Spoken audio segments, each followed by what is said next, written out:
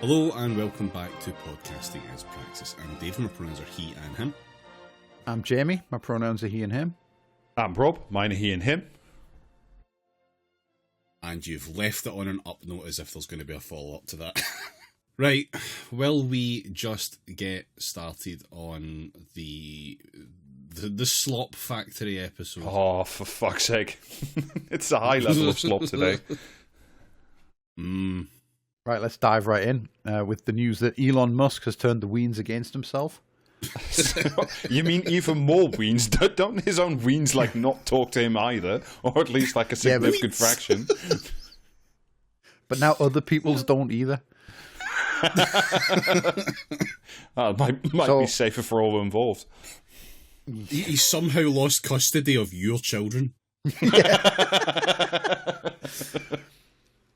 Yeah, so I don't know if you remember a while back, he was one of the top 20 Diablo 4 players in the world.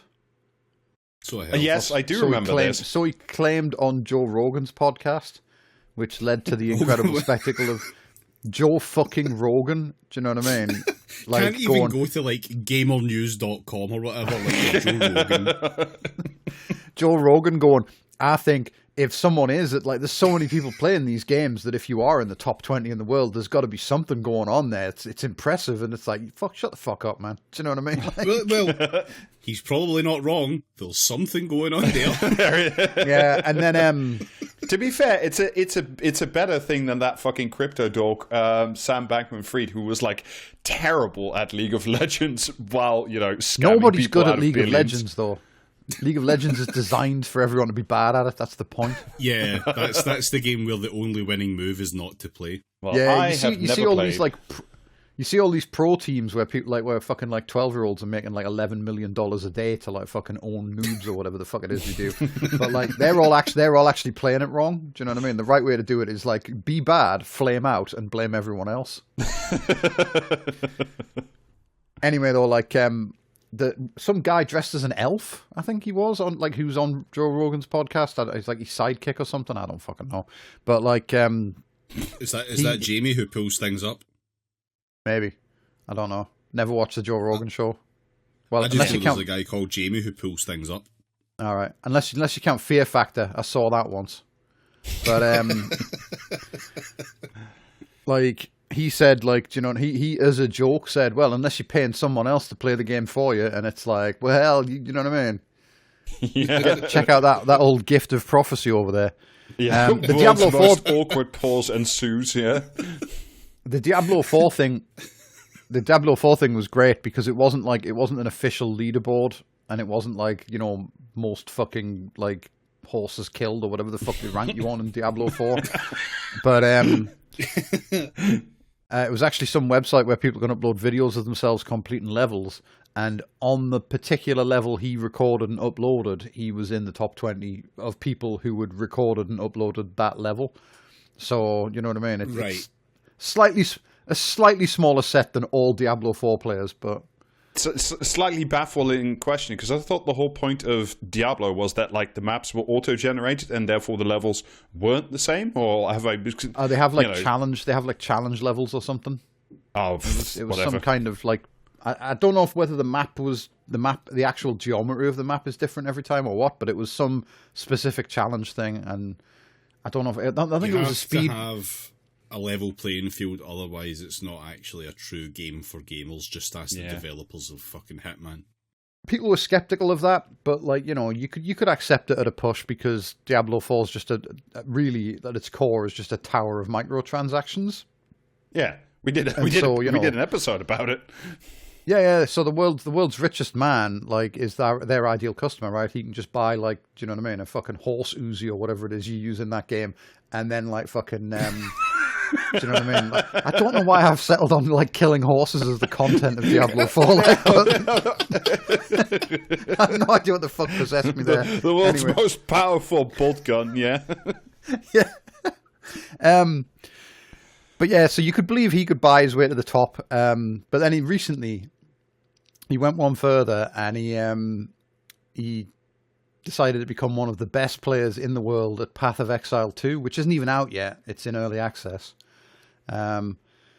But that one has microtransactions, or will have microtransactions when it launches, but they'll all be cosmetic. You can't pay to win. Like, it's very stringently, like, you know, you have to put in the work yourself and, like, grind your gear and fucking trade with other players and all like this sort of stuff. Game. Like a video game, yeah. And he was one of the top 10 players in the world on the hardcore league, where if you die in the Matrix, you like get fucking kicked back to the normal non-hardcore league in the real world. And he had a bunch of he had a bunch of hardcore characters, including like Maximum Trousers or whatever the fuck that, like, you know when he had the griper guy, like fucking Keximus fucking Keximus Maximus. Yes, that guy. Because clearly he'd recently seen Gladiator 2 and thought, you know, I know what the kids are into.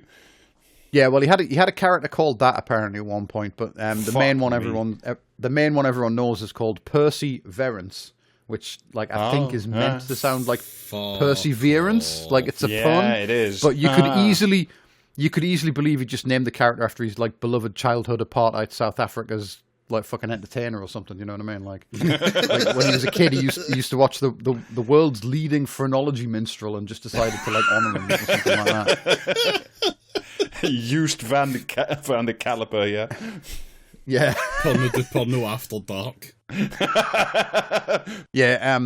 So anyway, everyone's immediate assessment was that it was absolutely fucking impossible for him to have reached the top 10 characters in the world in the hardcore league, because you would have to play so much. Like, people are streaming it full time, like, you know what I mean, as a job. Like, they get up in the morning, they fucking like have a quick piss, and then they do 18 hours of like fucking hardcore league, and then they go back to bed. Jesus Christ. I might be exaggerating there, like, I don't know, but probably not. No, that sounds about right. I once failed uni, and that sounds like what exactly I was doing. I had to put in that kind of I had to put in that kind of like regimen to be incredibly mid at StarCraft, so I could check that. Yeah.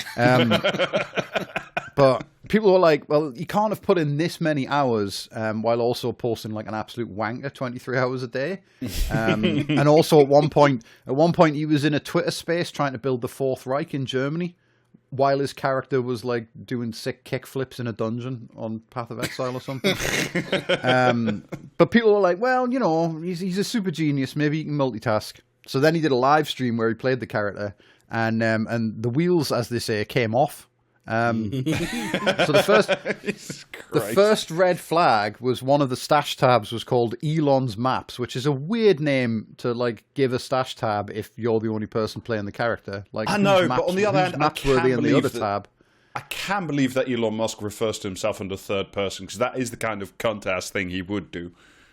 I mean, maybe. But yeah, there was a bunch of maps in there that were presumably like slightly lower than like the highest difficulty. But then the second red flag was he didn't know how to use the fucking maps. He like tried to put one in the wrong bit of the map device and just sat there clicking on it for like 20 seconds like a dipshit. When he finally figured out like that wasn't working, he and they're just clicking on things repeatedly, like without, like, you know what I mean, like, because it doesn't work, like your fucking grandma trying to work a phone or something was a recurring theme. At one point his inventory was full. And he was trying to pick up like some absolute dog shit item, and it just kept bouncing because his inventory was full. And rather than open his inventory and check, he just kept picking it up like over and over. Like, and then at one point he ran out of mana, and he just kept hitting, like he was a wizard or something, and he just kept hitting the fucking like boss for like 2 damage with his like staff, rather than drink a mana potion so he could cast more spells.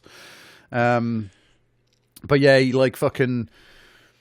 There was one of the rarest and most valuable currencies in the game dropped for him on stream, and he ignored it in favor of like picking up some fucking like shoes of depression +6 or something like that instead.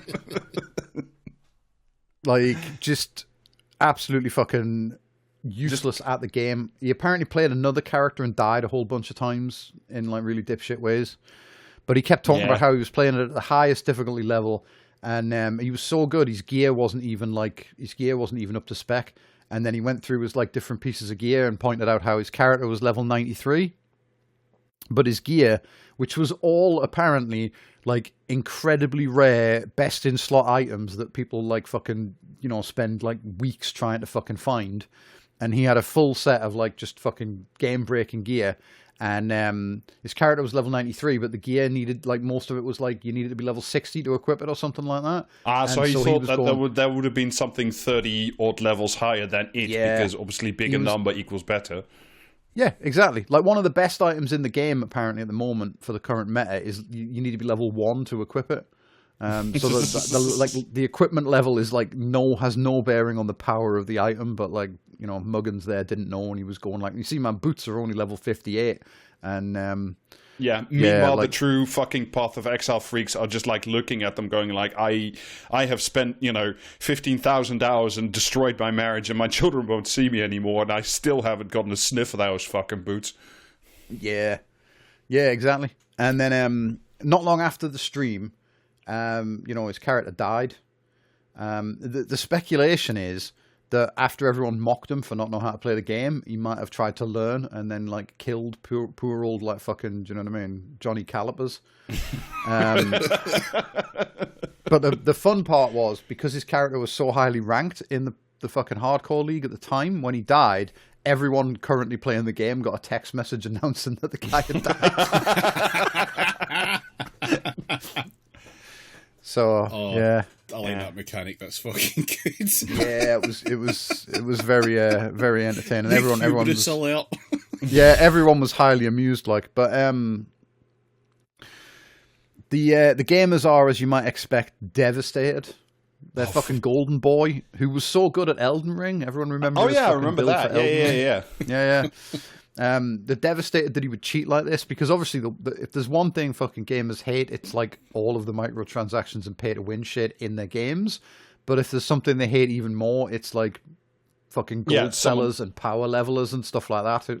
And you know what I mean? So having like fucking, you know what I mean, the god king of gamers himself like go to a fucking power leveler and presumably buy gold as well, because I saw a video where someone was looking through his trade history on the auction house, and he'd sold like a really shitty like level 10 crossbow for like fucking 20 of the fucking like most expensive currency or something. Doubloons, yeah, like fucking those John Wick coins. He got like 50 John Wick coins for a fucking like super soaker, and everyone was like, that doesn't check out. But yeah, so like he's fucked it. Rest in peace, and like, you know what I mean. F's in chat for fucking like perseverance. But another fun thing I learned about while reading about this is one of the biggest fights he ever had with Grimes was apparently because they were playing a strategy game together, and she attacked him when he wasn't expecting it. So I am thrilled to learn he is literally your dad playing fucking StarCraft. Like, we'll have a 20-minute period where no one's allowed to attack each other, so we can build up the forces. Like, yeah, shut the fuck up. 15-minute no rush. Yeah, get Zergling the idiot. Yeah. Two of my mates in secondary school used to join games like that, and they were called Back and Stab, but written backwards, and would just like steamroll everybody all the time. Oh, incredible! Yeah, well, anyway, there's your fucking like dipshit update for the week. Yeah. Anyway, from your totally unserious, richest man in the world though he is, dipshit update, to the slightly more, I don't know, serious or unserious. Another dipshit update. Yeah, but it's fucking massive dipshit hours. Nobody who's listening to this fucking podcast will have missed that the AI action plan was released yesterday. And I have read it because, of course, I fucking have. Of course you have. Did you think I would not, essentially? I fucking hoped. Yeah, no. We do have like a rich history of reading these fucking, kinds of documents that are just horseshit and nobody reads except like five people and me and probably someone at the Financial Times. But like this AI one, maybe you and Robert Peston's Alexa. Yeah.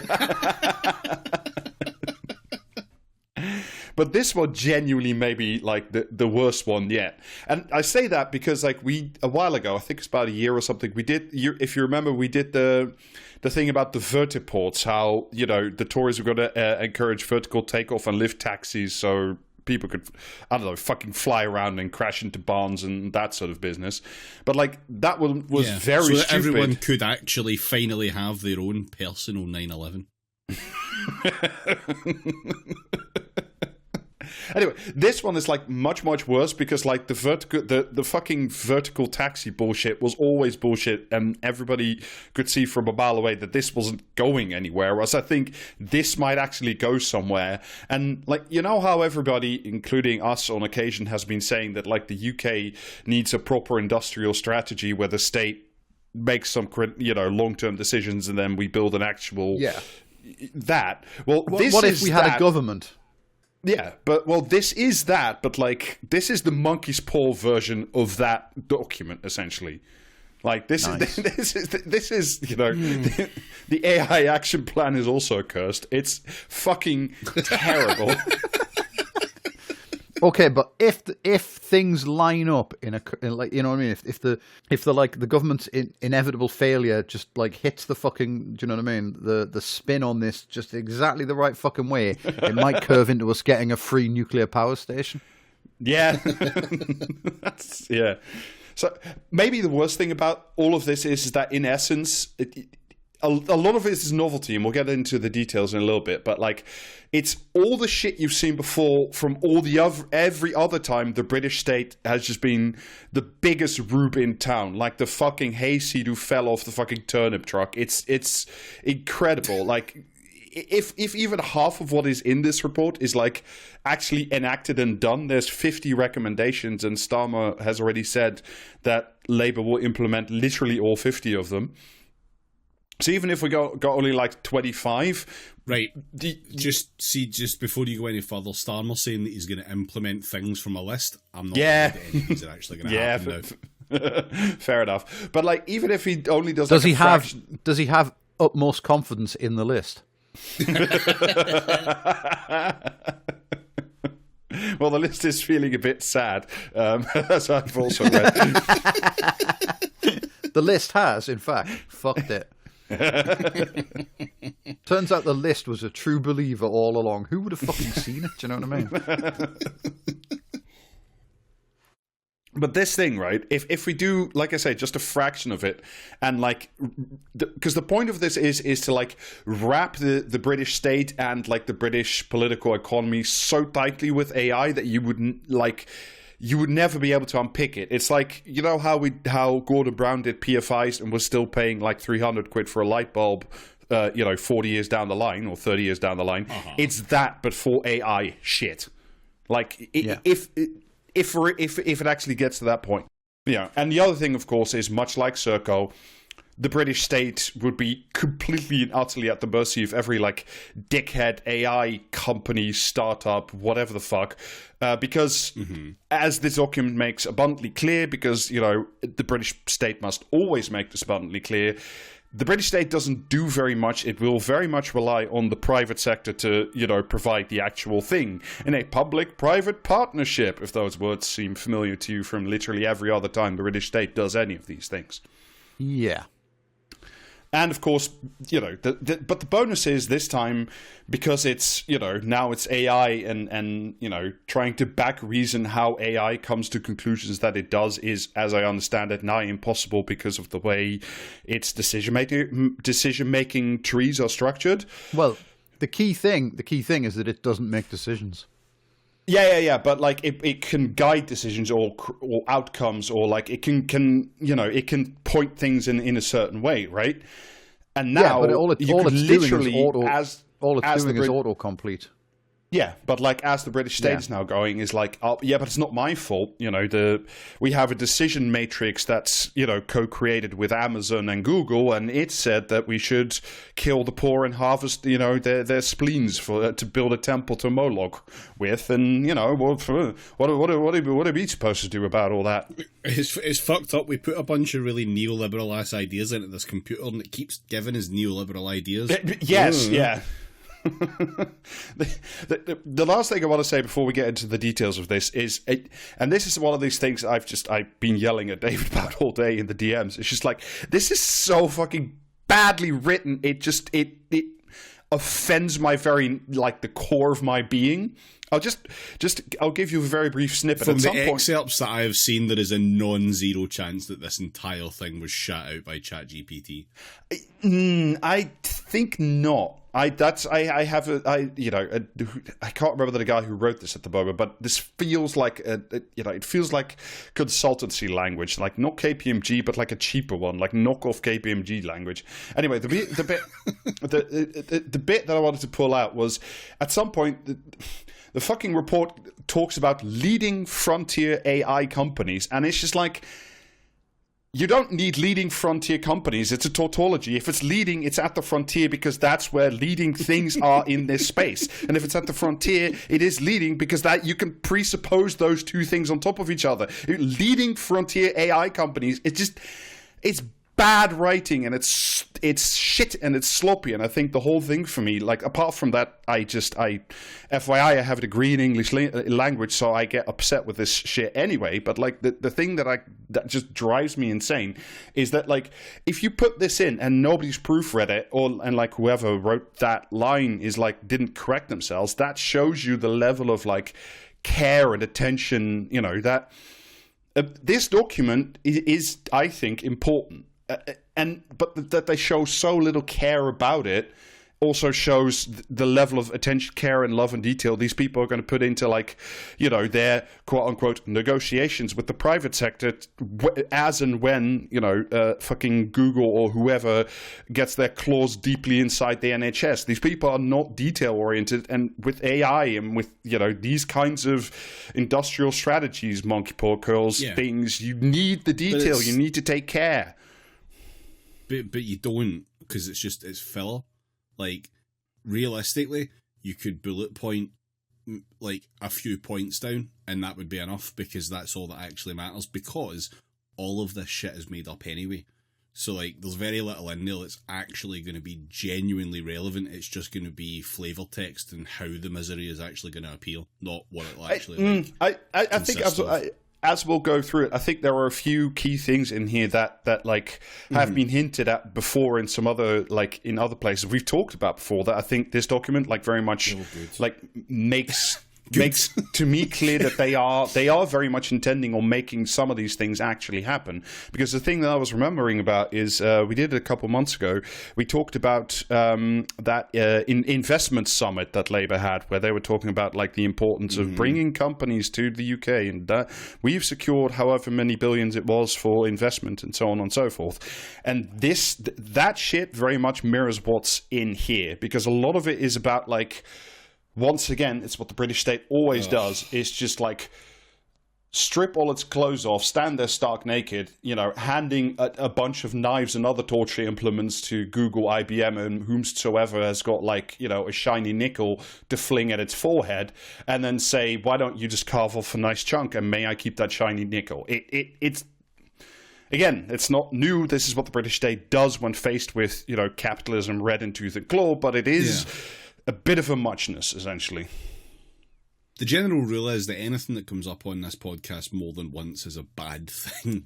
It's actually one of the worst things out. The only exceptions to this are anything to do with the theme park and chips. Yeah.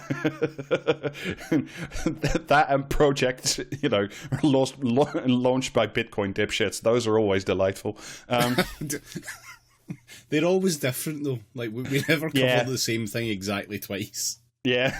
You can't step into the same Bitcoin project twice. No. Look forward to cave steading or whatever the fuck they do next. Anyway. Actually, no, unironically, I think it's glacial steading is the next one that we're probably going to talk about. For fuck's sake. I don't want to talk. I can't talk about. No, that will be. That's a very different show for a different level of depression that I'm on. Anyway, there are. If you read through the whole thing, there are some, like, you can draw out, like, some basic overall premises that are, like, scattered, sometimes directly in the text and sometimes sort of scattered throughout. The main one, as you would expect, is, like, We, the British state, or the Labour government at least, believe that AI is here to stay. It is good, and it will do the work for us.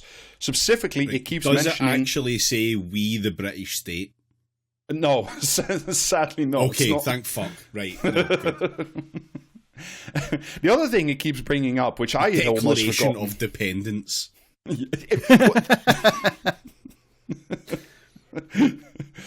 The other thing it keeps doing, which I had almost forgotten, and I'm sure our listeners definitely have, is it keeps bringing up like how the AI will do the government's, 5 missions for us. Those are not the same as the 2 targets and the 5 side deals and the 3 side quests and whatever the fuck. But yeah, and especially, of course, delivering the bonus objectives of government.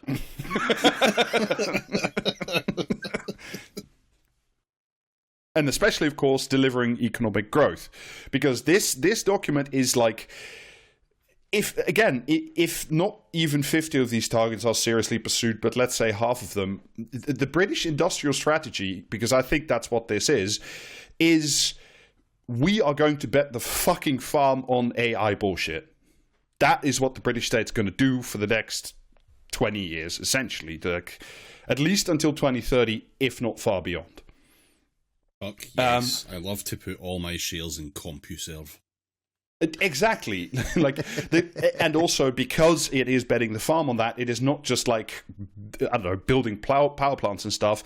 It is also saying everywhere in this document, also because they want to attract this, investment of these companies, they keep saying over and over again, we will also run the government with a lot of AI. It will be in the Treasury, it will be in the NHS, we will do planning with it, we will, we'll get into some specifics later, but the government will be infested with this shit. And much like, the fucking PFI light bulbs, once it's in there, it'll be almost impossible to tweezer it the fuck out again.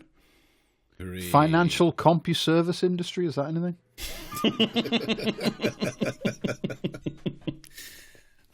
I now abandoned the episode title.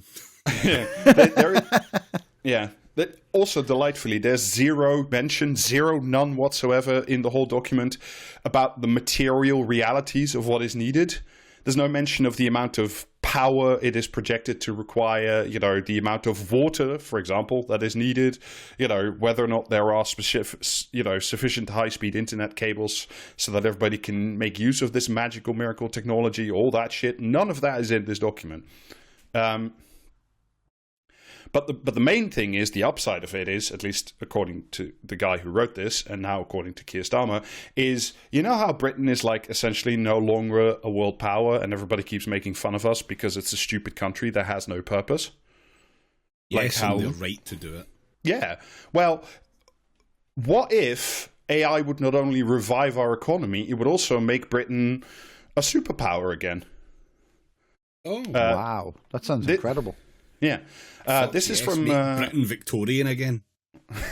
This is from the introduction. This is very badly written by Peter Kyle, who's the Minister for Science, Technology and Innovation, I want to say. Quote, why do we want to do AI? Because we believe Britain has a particular responsibility to provide global leadership in fairly and effectively seizing the opportunities in AI, as we have done on AI safety. So Britain will be the country that that harnesses the power of flim flam for good, essentially. And like I said, the government will create.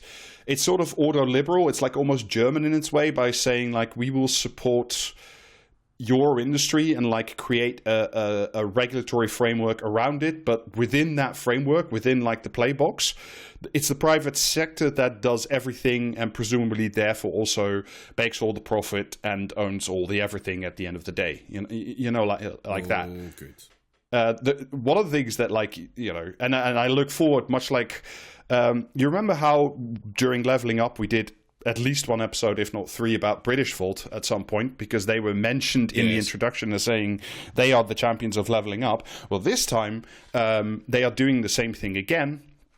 This is the bit about the leading frontier companies. Bad language. You should feel bad about yourself. Is they specifically mention a UK company called Wave, written Wayve, so Wave. Oh, fuck off. Which is an autonomous vehicle company. So I look forward to them Bruce imploding Wave. next year.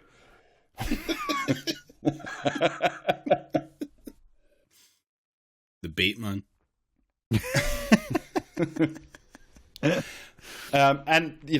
So there are three main goals that we'll talk about in some detail next. So they're all sort of stacked on top of each other. So the first thing is the UK should go ham and invest in the foundations of AI. Once we've done that, or while we're doing that, we will also push hard on cross-economy AI adaptation. This is what I mean by infesting every corner of the government and, everywhere with as much of this slop as possible. And then the third one, which is possibly my favorite one, called, quote, position the UK to be an AI maker, not an AI taker. Yeah, we want to be an AI grower, not an AI shower.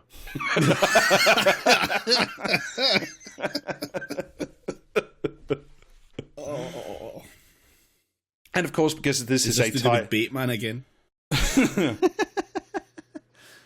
Anyway, and of course, because this is a tiresome Labour document, you can't just have 3 goals. You need 4 principles as well, because you have to stack these things on top of each other. I'll riff through some of them, but the first 2, are good to read out in full, because that gives you a good scope of where these people think AI want to go and what the role of the state is in all of this. When you say you need to, you get 3, then you get 4, and you need to stack them, is that because this forms any kind of shape? I can't tell. The first of the 4 principles is, quote, be on the side of innovators in every element of the act. In every element of the act. It is not the government's job to be on the side of fucking innovate. No. Oh, no. yes, it is. Fucking no. No, it's fucking not. Jesus Christ. Yeah. In every element of the action plan, the government should ask itself, does this benefit people and organizations trying to do new and ambitious things in the UK? If not, we will fail to meet our potential. No, there's a bunch of extra words on that. Does this benefit people? Nothing else after that required anything. Off. All of this, of course, neatly dovetails into that shit that's been in the papers for the last week about how Rachel Reeves is written to all the regulators saying, no, you have to come up with plans for growth, and how you have to do yourself out of a job. Isn't that her job? Yeah, she's tried nothing and she's all out of ideas though. So she's currently on a chamomile tea bender. We don't know when we'll hear from her again. The second one, this is the last one I'll read out in full. Quote, invest in becoming a great customer. Government purchasing power. What the fuck? No words that you say after this, Rob, can explain what the fuck that actually means. Me when I buy my own fucking shopping trolley to take to Tesco's.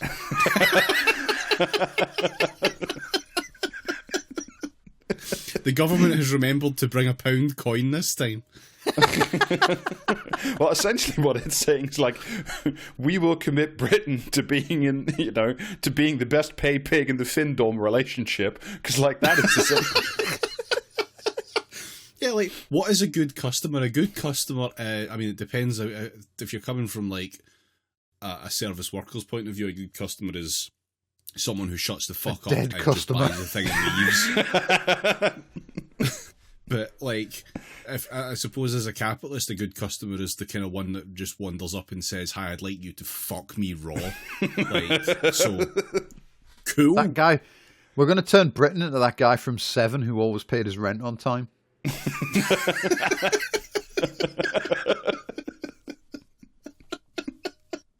Just to continue, just to finish the quote, government purchasing power can be a huge lever for improving public services, shaping new markets in AI, and boosting the domestic ecosystem. No. they're right about the power of government purchasing, but not when it comes to this fucking stupidity. The domestic ecosystem is the like fucking stuff that's grown in my plug hole. And it doesn't need boosting, quite frankly. Like, I'm sick of it. Put so much Mr. Muscle down that fucking kitchen sink and it's just powerless. Think of anything, it just makes the beast stronger.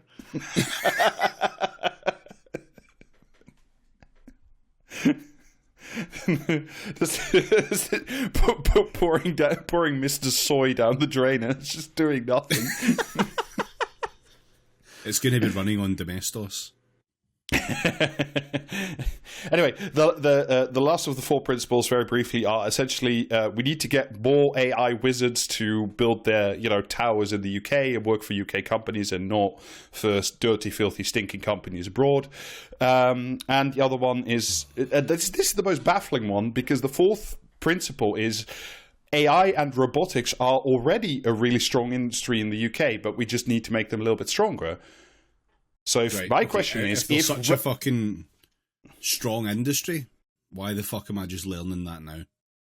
Because they only do like real AI and robotics, would be my guess. Do you know what I mean? They do like AI in the sense that it like performs one task and well, or at least well enough to be used like to power a fucking robot arm in the Nissan factory or something like that.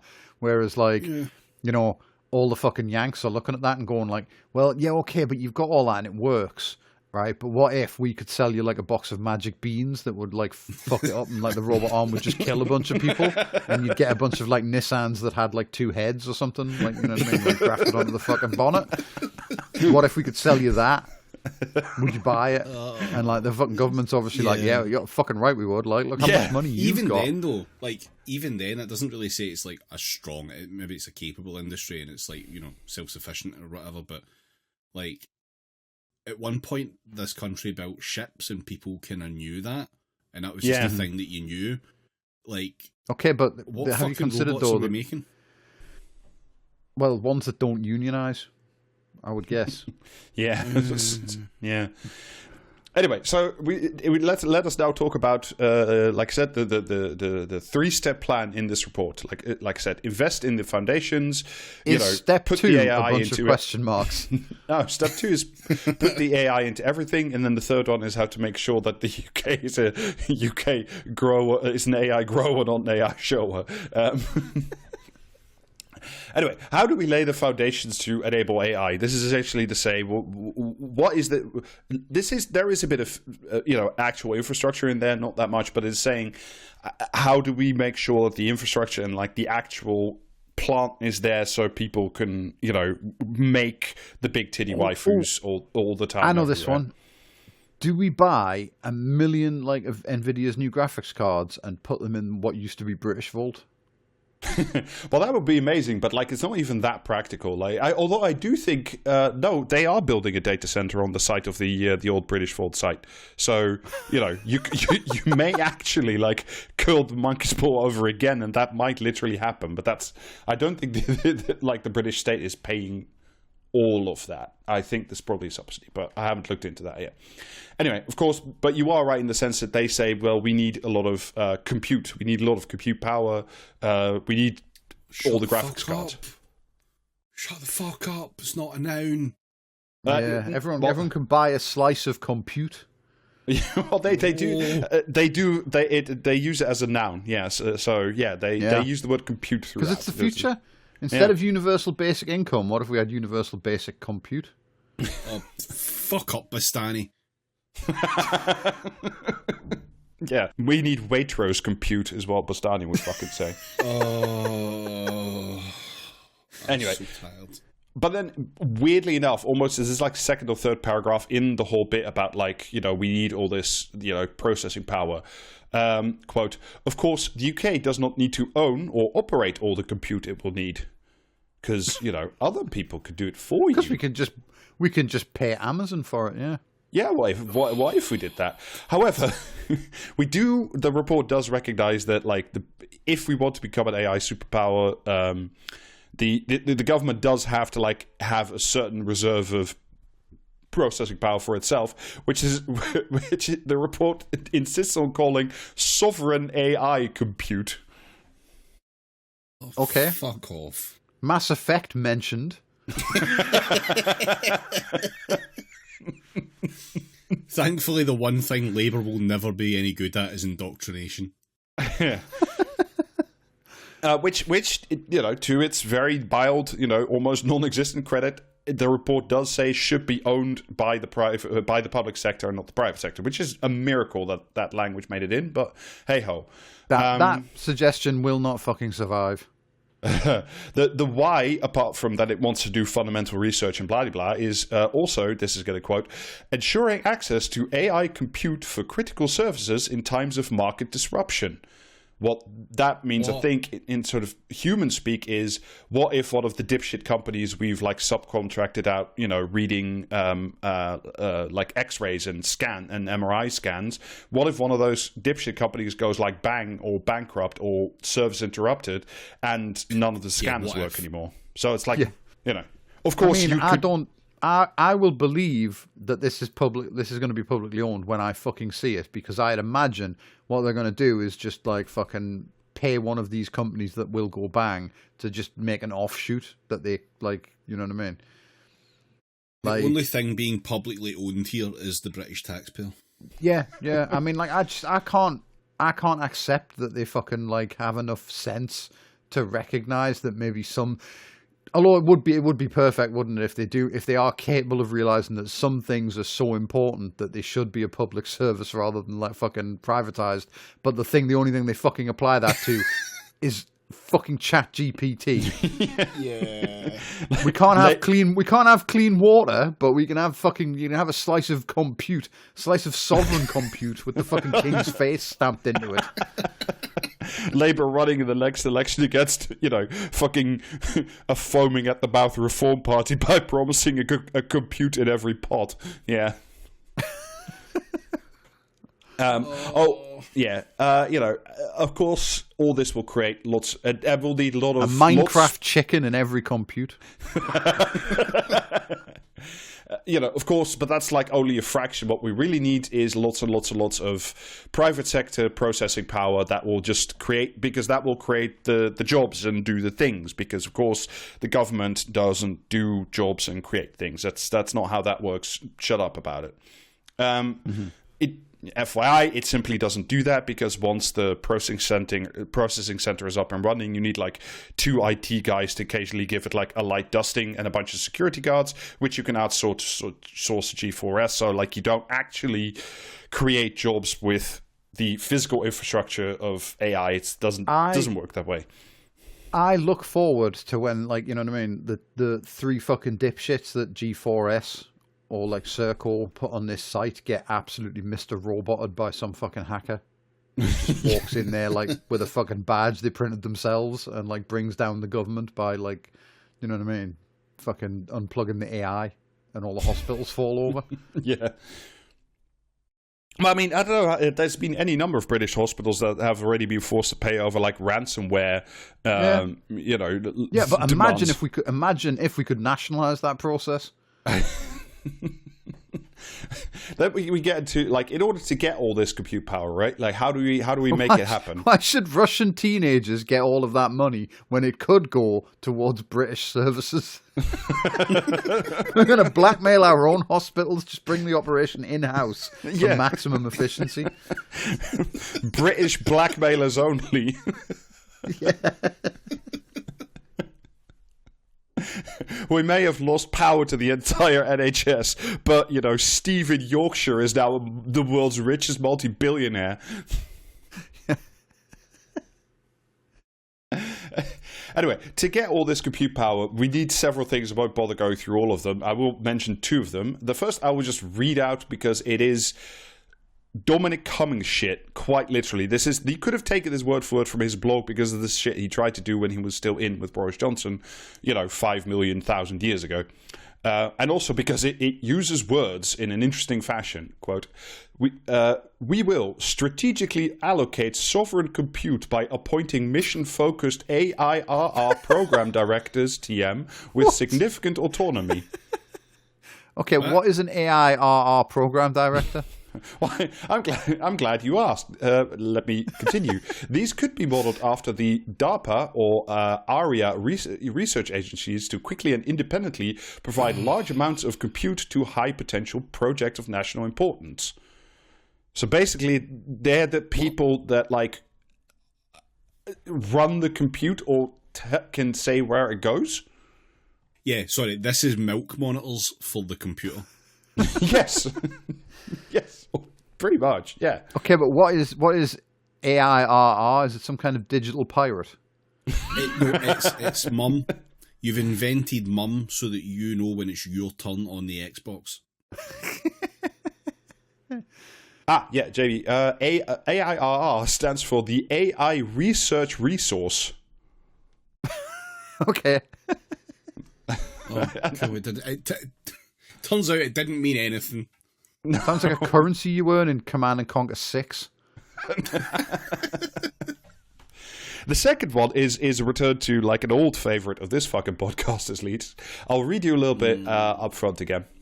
The state will establish AI growth zones, brackets AIGZs, to facilitate and accelerate the build-out of AI data centers.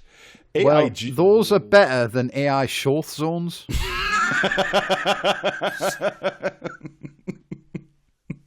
Yeah, so AIGZs, a smooth acronym that rolls off the tongue, could introduce a streamline. It's Dr. Robotnik. That's what the fuck's going on here. AIGZs could Eggs, man.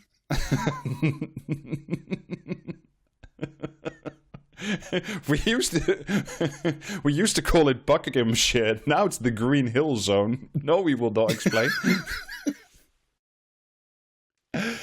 Anyway, these zones could introduce a streamlined planning approvals process and accelerate the provisioning of clean power.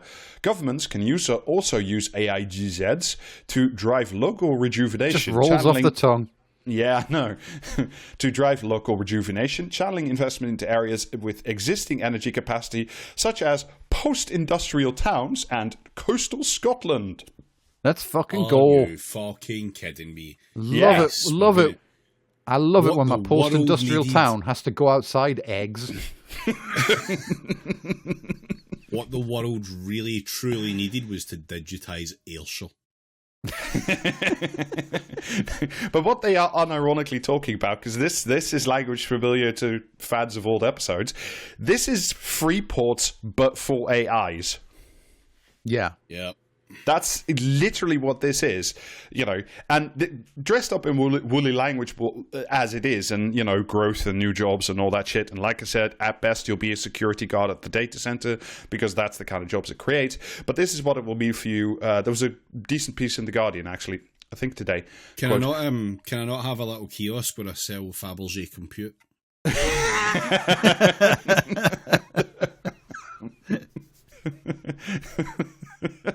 my AI-powered hot dog cart. It's just keeps putting glue on the buns. I don't know why. What if the H in hot dog stood for hologram?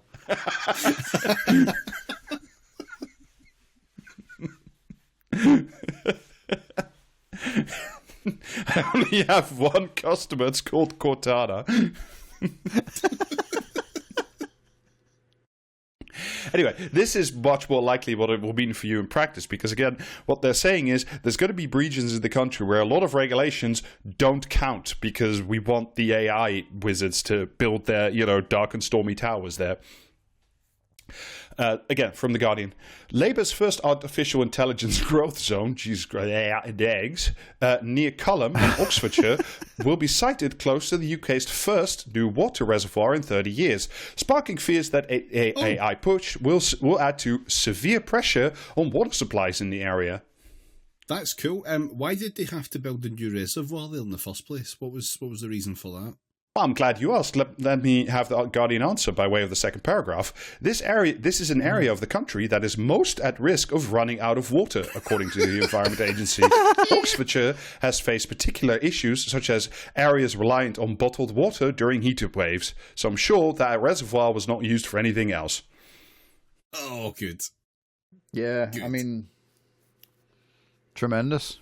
Just compute yourself up a fucking nice cold ice bath or something during a heat wave. That'll be fine.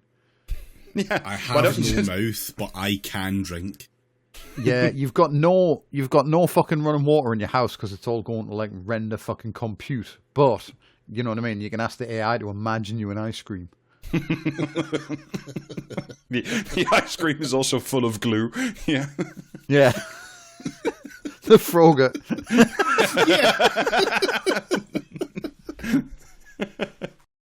Another thing that, like, again, is needed to, this is the base layer of what we need to get all the AI wizards through the door and so on and so forth.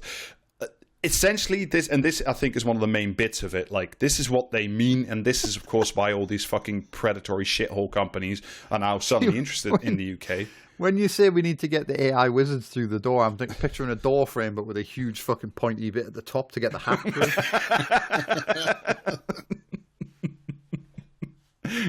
I think it's actually just for the giant mounds of potassium benzoate that they're shipping in through your door.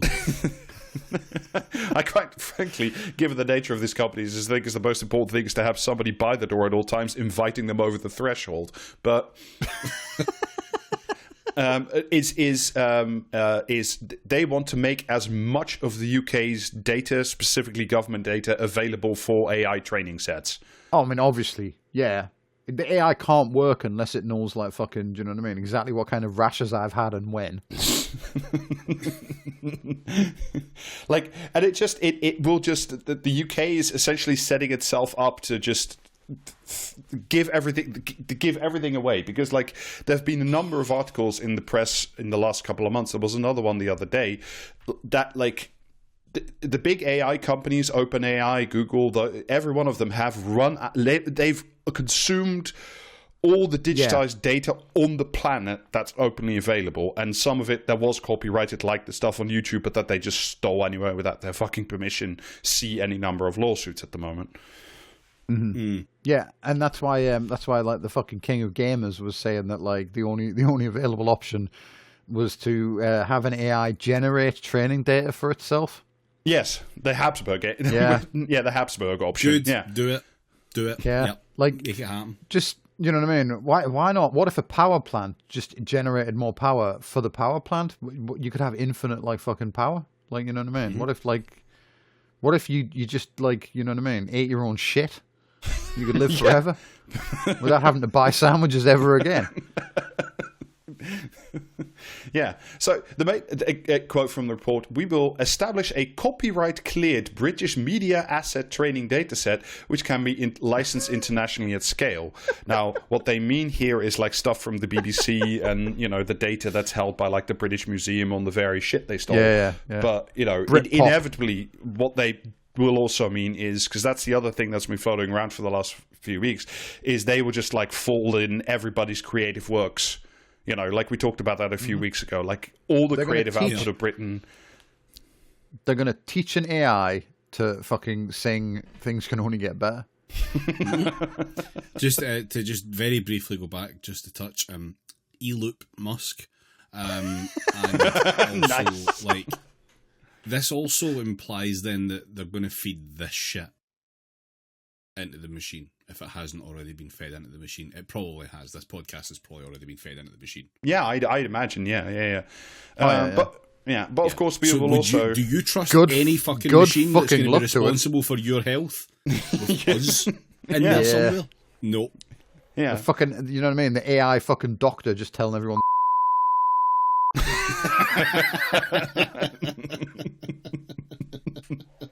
You phone cyber, like, fucking NHS Direct and like the fucking, you know what I mean, the Terminator on the other end of the phone's like, have you tried?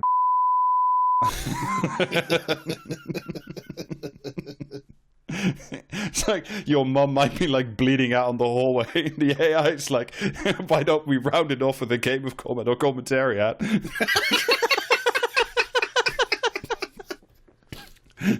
Of course, but speaking of getting people through the oddly shaped door, we will also need some actual people, some actual wizards to come in and build the thing and do the stuff and make the startups and do the whatnots. Fantastically, the report itself says, actually, we have no fucking idea how many we might actually need, but we are determined to come up with a number somewhere in the future. But in the meantime, we're going to start recruiting anyway. How many of these wizards are qualified beyond being able to say, I put on my robe and wizard hat? There's two. It's Gandalf and Paul Daniels. Fuck. The report does mention that apparently 46,000 people a year in the UK graduate in AI-relevant subjects. I have no idea what those are, but we have some in the pipeline, essentially. Copyright theft. Also, we need to stop the podcast so I can go hit myself in the head with a hammer because I've now got the theme song from fucking Whizbit stuck in my brain because I mentioned Paul Daniels. It was a very restrictive list, and it was entirely on you. But yeah, it's the one thing we didn't want to happen. But because this is like a modern, Labour Party, and I'm not saying women shouldn't participate and all of that, but because this is the Labour Party, they have to mention something along these lines. They say there's not enough women, there's not enough minorities doing essentially STEM degrees. That's what they mean. Again. Well, you know what it is? There used to be, and then like fucking men like conspired to change that. So, Yeah. But yeah, there's a way around this, JB, you'll be glad to know. Quote, hackathons and competitions in schools have proven effective at getting overlooked groups into cyber, and so should be considered for AI. Into cyber? Yeah. Uh-huh. I used to warn children about that. Linda LaPlante wrote a whole series of books about that.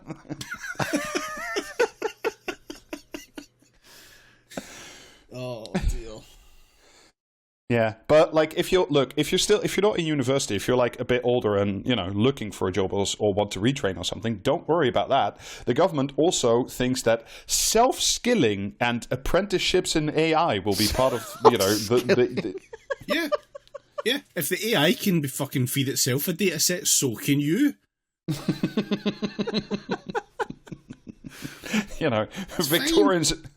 Victorians used to warn young people about self-skilling, but apparently it's no longer an issue. Oh, build your own workhouse.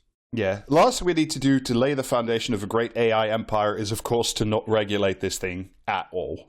Like, just barely, As previously discussed, regulators now have a growth duty instead of, regulating the things that are terrible, even though they don't do that. We witnessed the Financial Conduct Authority a few episodes ago. However, the report does, say, look, AI can do some pretty fucking scary things, and we need to protect citizens and, perform some form of regulation so it doesn't, go berserk and, or scare the shit out of citizens before they're ready to, hand over their lives and personal information to these computers, and all, et cetera, et cetera. But then at the end of that, what they're saying is that like the nuclear control AI that they inevitably build should have to tell a person to push the button that kills everyone rather than being like wired to the button directly. Yeah. Well, the report does end this paragraph with the following chilling line. That said, we must also do this without blocking the path towards AI's transformative potential. So yes, we should regulate it, but not really in any way that, would be meaningful. Because if... Try and imagine though, British Ultron.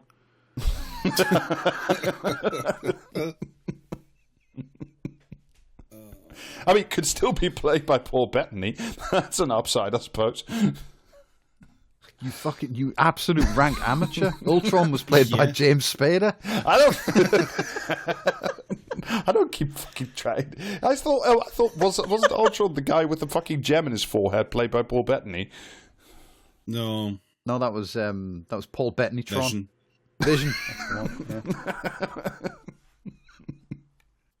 And in a last chilling sentence about laying the foundations for AI, quote, ineffective regulation could also hold back adoption in crucial sectors like the medical sector.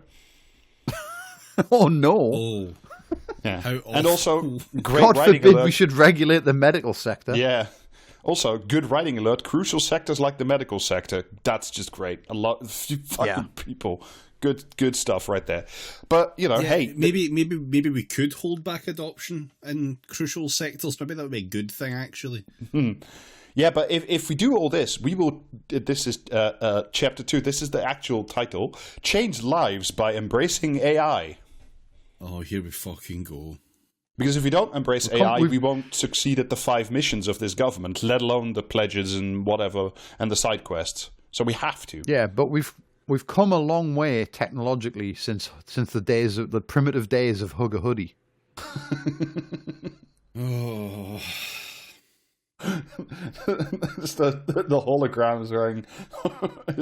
What if the AI hologram has a ninja knife? Has anybody fucking thought this through?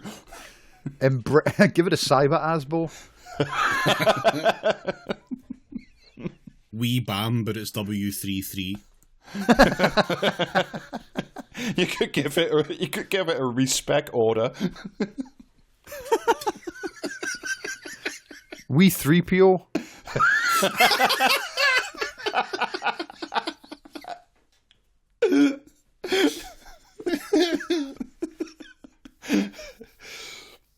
But I do have good news for you, because AI trials are already underway exploring, quote, how AI report writing skills can save time for clinical practitioners in the NHS. Just make stuff up.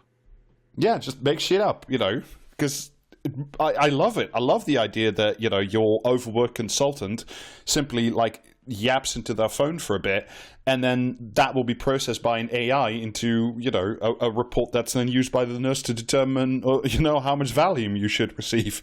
This is going to go swimmingly.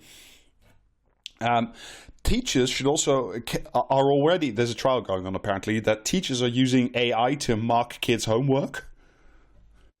Oh. Well, that'll go well if the kids are also using AI to write the homework. We can just automate schools. That's just more training data, Jamie. That's a virtuous cycle. That can only end up well. Yeah, we could just automate the children with AI and automate the teachers with AI, and then we don't need schools at all. We can just have them exist in the cloud, and we could sell all the buildings to use as houses. Perfect plan. Well, I mean, Jamie, the one downside of it is you can only have the AI. The one downside. to the homework, mark the homework, as long as, quote from the report, the educational data and content is appropriately coded into the AI. So it can't mark the homework unless it has been coded to know the content. Okay, but that is a fundamental misunderstanding of what this kind of AI is, because it would absolutely fucking attempt to mark that homework. Do you know what I mean? It's a bullshit machine. You can ask it to do whatever you want, and it'll have a stab at it, because its entire fucking purpose is to just sound like it knows what it doesn't have to know anything, because it can't know anything. It's just a bullshit fucking machine. So, you know what I mean? You could feed it a bunch of all the textbooks in the world about the American Revolution, and then ask it about France, and it'll just guess. Yeah. Well, it'll but give obviously you obviously these fucking clowns don't know that, do they? I mean, it'll give you the statistically most likely outcome of all the text that it has read. Yeah. Anyway, but before we do all this, what's the most critical and important thing in any digital project that anybody at scale embarks upon? What does everybody wiki? need first? Yes! We are going to start the fucking wiki. Incredible. No. Or as this report calls it, a single AI knowledge hub.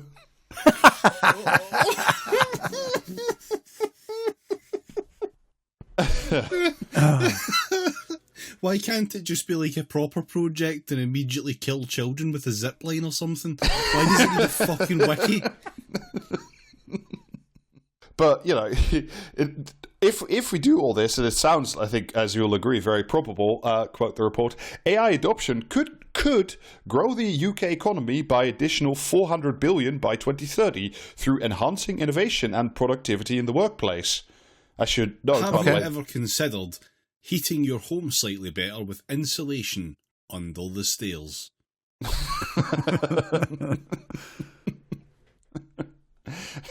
By the way, that's not the same as creating new jobs. It's just saying enhance innovation and productivity. It's just saying there won't be new jobs. It'll just mean that like you will have to work harder to correct the idiot AI that, you know, Wes Streeting is insisting on foisting upon your fucking hospital. And those numbers, because it's like that's a big number. 400 billion by 2030. It's literally 5 years away. That would be what's the UK GDP is 1 trillion, a little bit over that, if I remember my numbers correctly. That's like 20 black holes. Yeah. Sorry, let me just have a quick look just so I have in my mouth. UK GDP was a little bit over 3 trillion US dollar.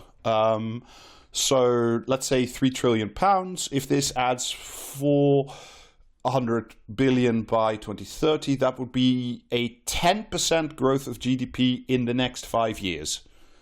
And bearing in mind that all the current projections say growth is going to be flat for the next 3 years. So that means after the first 3 years of laying the groundwork, we are going to experience growth that like China had in its very, very best years 10 years back. I think that's going to happen. Okay, but like, you know, you say this, right, is unlikely, but the fucking, do you know what I mean, Gormless Ham marionette that leads the country said he didn't even think it would take 5 years. So who are you going to believe? Yeah, he did. Like? Yes, he did. And you know, if you're code for this won't be my problem in 5 years. And you know, if all this is going to happen, before turning the utmost confidence on himself.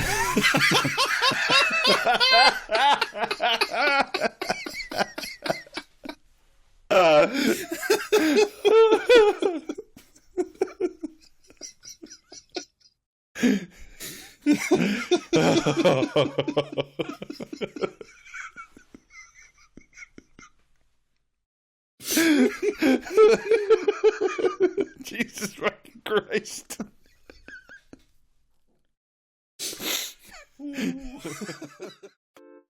And now a word from our sponsors. Everything is fucking expensive. Subscribe to Praxiscast at patreon.com/Praxiscast. Anyway, if you're worried, by the way, that you know all of this will be as usual centered in London and like Cambridge and Oxford, where you know the research labs are, don't you worry about that. Quote: driving AI adoption across the whole country. Widespread adoption of AI. That's just great writing again. Widespread adoption of AI can address regional disparities in growth and productivity. So AI will also do leveling up. Yeah, I mean, like, basically, the data center that, like, hoovers up all the water and pollutes all the rivers and everything, that'll be in my town. Yes. And then, like, the hospital that, like, fucking, do you know what I mean? Like, grows you an extra pair of legs so you can, like, fucking kick people like General Grievous. Like, fucking, that'll be, like, down south somewhere, reaping the benefits. Yeah. But, you know, I have to eat, like, a 3-eyed fish that I caught myself for dinner. Yeah, but like you'll have a new part-time shift job as the, you know, board G4S security guard. So, you know, I think, you know, also this is not further explained. This is just like much like why would it be? How, you know, depressed coastal towns and, you know, Scottish coastal communities will do the AI power generating or something. Yeah. And of course, like I said at the introduction, this is the most important bit in this like second section of the thing.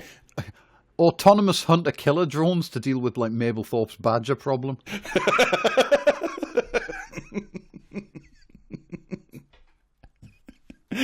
It's the first fucking generation of battle droids from the Trade Federation.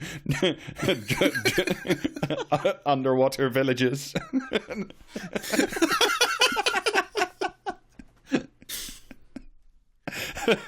Badger set. Beavers. Badger set.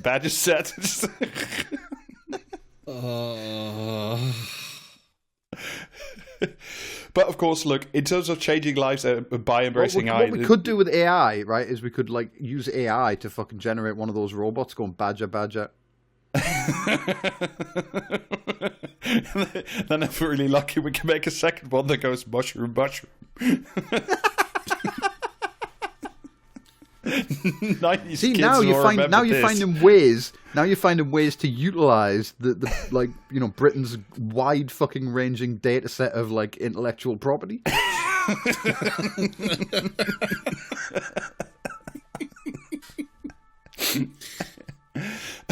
But of course, It should be clear why it's a bad idea. Of course, the most important thing about this bit about like changing lives by embracing AI is it's nothing to do with leveling up or building something better. No, it's like I said up top, it's about like even further intertwining the private sector into the government's business. So there's no more distinction between the two. This is the important paragraph. Quote. Two-way partnerships with AI vendors and startups to anticipate future AI developments and signal public sector demand. This would involve government meeting AI product teams to understand upcoming releases and shape development by sharing their challenges. That's a lot of verbiage to say, but that's like the government saying is going to go to OpenAI, let's say, and say, what can your next version do? And then OpenAI will just make up some utter fucking horseshit about being able to produce feature-length movies. And then the government say, well, that's great. Now that you have that technology, we will adapt the public sector to be able to make shit movies or whatever the fuck. Right, okay, but the British creative industry doesn't need assistance in churning No, out this shit. is. Do you know how long the bill went on for? Do you know how many people fucking died in the village of Midsummer? Like, we don't need help generating slop. We're very good at that. No, but this is all Danny this Dyer is all, and that fucking guy that always hires Danny Dyer. No, but this is all British state purchasing power. This is what I said up top, about the importance of the British state purchasing and how it can like generate industries and such. This is what they're talking about, a two-way partnership where like the AI slop generators say our next iteration could do this, and then like the people in various ministries, the ship captains will go back to the ministry and say, well, the next generation of ChatGPT can, wrongly book you on a flight to the mid-Antarctic. Therefore, put that into your government everywhere. Yeah, right. We should put it in charge of air traffic control. Rob, none of this, right? You said this was the section on changing lives by embracing AI, is that right? Mm-hmm. Yeah. Right. None of this is changing my life. Well, there was the third one that's not in this report, but that's the one that, was mentioned, I think, in the speech and certainly in like the promo material that was leaked to the press beforehand, and that was hooking AI up to all the CCTV and like traffic cameras in the UK so it can spot where the potholes are. Yeah. Oh my god. Excellent. We've That's some good shit assimilated right John there. Major into the fucking collective. All your traffic cone identification abilities will be fucking subsumed unto us. What the fuck? No one needs that. Knowing where the potholes are, that's the biggest mystery that plagues local councils. They can never find the fuckers. They move about as they're on a cord. Yeah. Fuck's sake. The problem is that potholes are nocturnal. They're very hard to observe. One of those giant fucking like tracked things with the plasma cannons on it from the opening of Terminator, but dragging a cement mixer.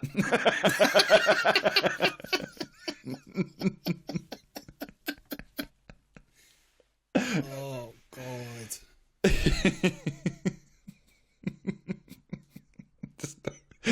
It's a Warhammer Battle Titan, but it's just spraying cement everywhere.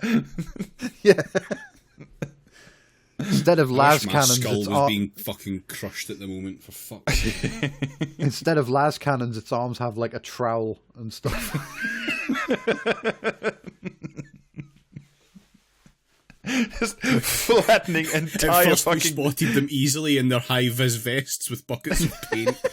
Yes. like the next council meeting is like, I have good news and bad news. It's like, what? Like, oh yeah, the potholes in that ward have all been filled. The downside is like our Imperator class repair titan has flattened the entire neighborhood, just like covered in 6 meters of concrete. But there are no more potholes at the same time.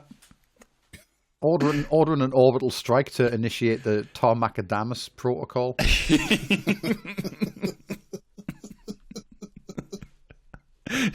Just doing rods from God, but with like bits of like fucking polyfiller and concrete zapped into the road from near Earth orbit.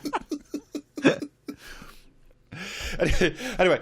On to the last section. This is, like I said, this is about how the UK will be an AI maker, not an AI taker.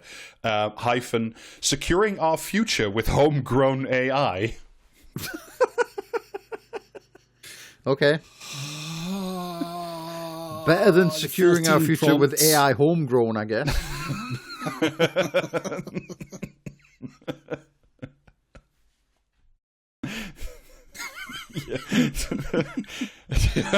Only British waifus will be able to secure our future.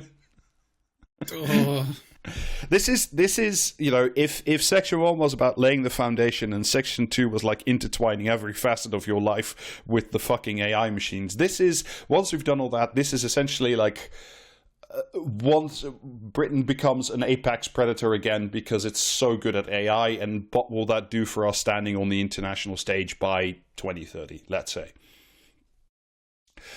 So by 2030, the report says at least, the UK will be full of national champion AI companies. Not one, not two, but many, sprouting everywhere. Oh, wow. All over the place, etc., etc. One thing I know about champion is that it implies many. This is also where you get some fantastic assumptions, by the way, like this one. AI systems are increasingly matching or surpassing humans across a range of tasks. Today's AI systems have many limitations, but industry is investing at a scale that assumes capabilities will continue to grow rapidly. I think that is a great... The value of pets.com can only increase. Yes! I know. I mean, if industry is investing at a scale that assumes that, then it must be true. Yeah. Because industry is only ever rational. We've certainly never seen like bubbles before. No. Remember when every cunt was fucking pitching NFTs at you? Yeah, I was going to say, I have my Bored Ape has only shot up in value. Yeah.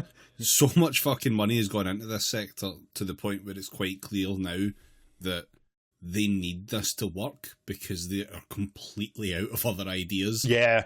There's nothing else that they can actually do for venture capital. This is it. Oh, well, they don't need it to work, per se. They just need, like, some fucking giant rube who can print their own money to turn up and, like, buy it all off them. Yeah, that's it working. Yeah. Yeah, but in this case, they don't that need is AI to work. They just need the gambit to work. Well, I mean, the companies do, because in this case, and that's what this report is essentially all about, is it is saying to AI companies everywhere and startups and whatnots, etc. We are the British state and the financial resources that this country has left are your customer of last resort. We are the people who fell off the turnip truck. You can sell any old shit to us. Come one, come all. We're opening the doors to the fucking Lyle Lanleys, to a monorail in every Scottish coastal town. That's in a way we deserve this. I don't know. I think the UK. I think maybe the UK does deserve it. I think the people who live there deserve something much better for themselves. In so many ways. Anyway, in order to make all this happen, like. That's what this document is all about. It's just it again, if everything they recommend is actually done, it's like this is all in time. This is the British state saying we are putting all our fucking money on the table.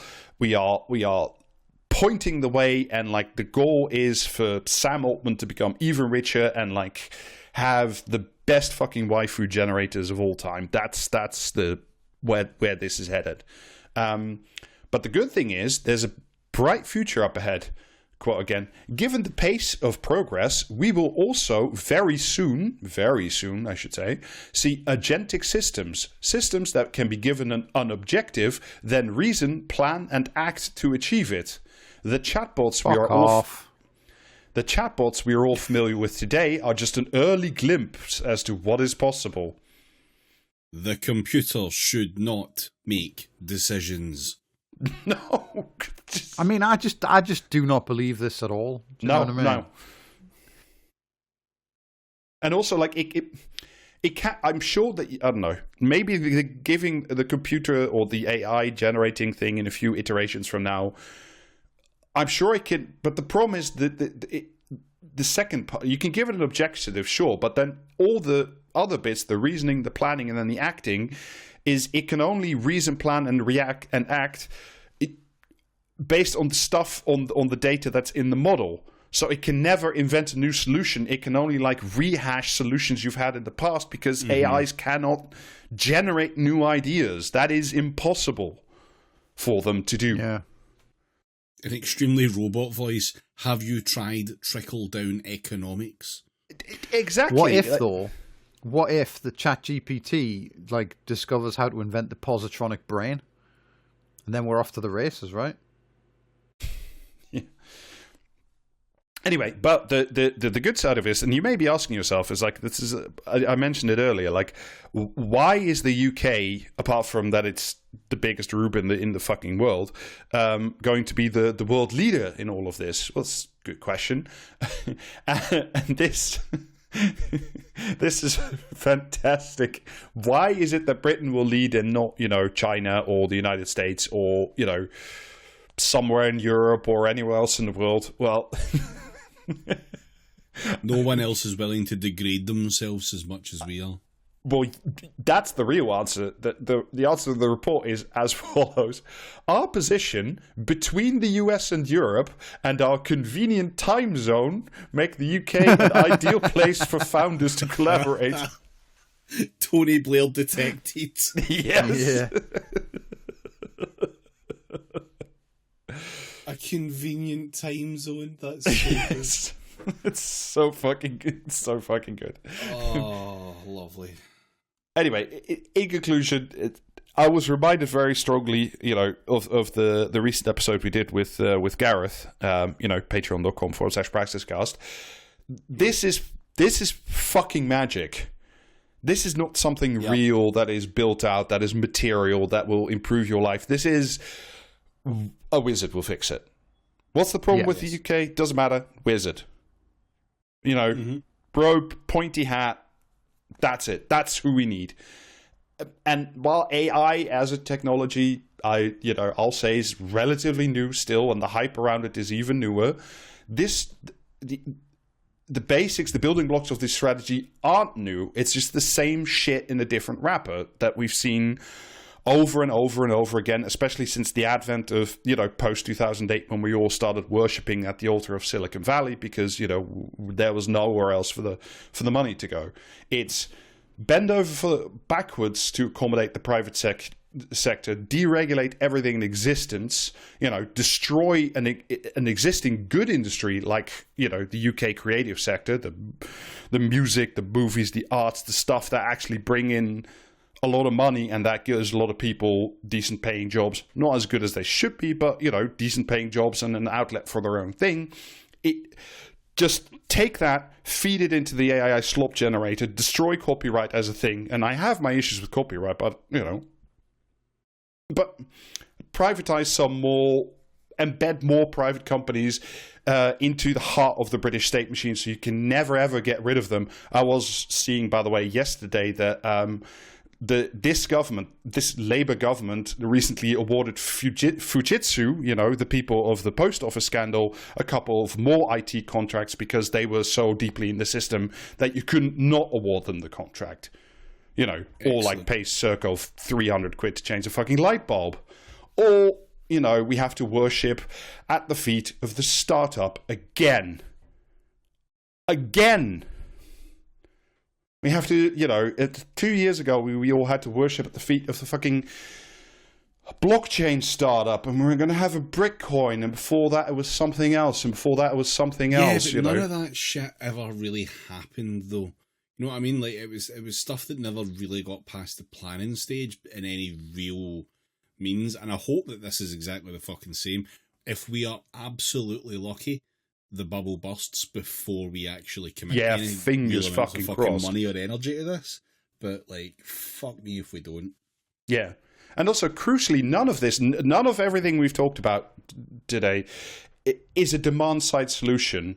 Nobody's, because of this AI bullshit, your wages aren't going to go up. The AI won't fund, the closed parks from your shithouse council, or reopen the schools, or build a new hospital, or pay the people in our educational sector what they're worth, or hire 1,000 nurses, or build the council housing that we need, or train 100,000 new electricians to fucking install the solar panels that we need, or any of the material shit that could actually make a difference. That's not this AI thing will not do any of that, because definitionally it cannot. And this fucking Rube clown shit is what the fucking UK government is like. Like I said, if this is the thing that they fully believe in, and given how much talk we've seen from Keir Starmer and, Wes Streeting and Rachel Reeves through her veil of tears, and all the other people who keep talking about AI and the magic of Britain's compute and whatnot, these people have been hyping this shit up for a year now, and I'm almost willing to believe them at their word when they say we see AI as the future. I believe them when they say it. And I think it's fucking terrifying. Not that they see it. It's not even that they see it as the future. They don't have the same ideological zeal about it as, the cunts actually fucking pitching it. But they do have an ideological need for a fucking silver bullet. They need something that's actually going to do things, because, like I said earlier, they've tried nothing and they're all out of ideas. Yeah. And we're this at the fits end of the road for this bubble, as well as we are for fucking neoliberalism, and one of them needs to blink first. Yeah. It'll probably be the bubble. And this thing, this bullshit, unless the bubble pops in time, still is one of the last puzzle pieces that you can cram into the neoliberal vision of the future. This tech-driven, university-educated, somewhat inscrutable, wizard shit. Again, what if you didn't need a civil servant to tell you to fuck off because your ID card just did it for you? Yeah, I've got to leave the very last word on all this to the report to give the counterpoint to our disbelief about all this. Last quote: "No one can say with certainty what AI will look like a decade from now. My judgment is that experts, on balance, expect rapid progress to continue." Mm-hmm. Experts. Cool. Huh? I thought we'd had enough of experts.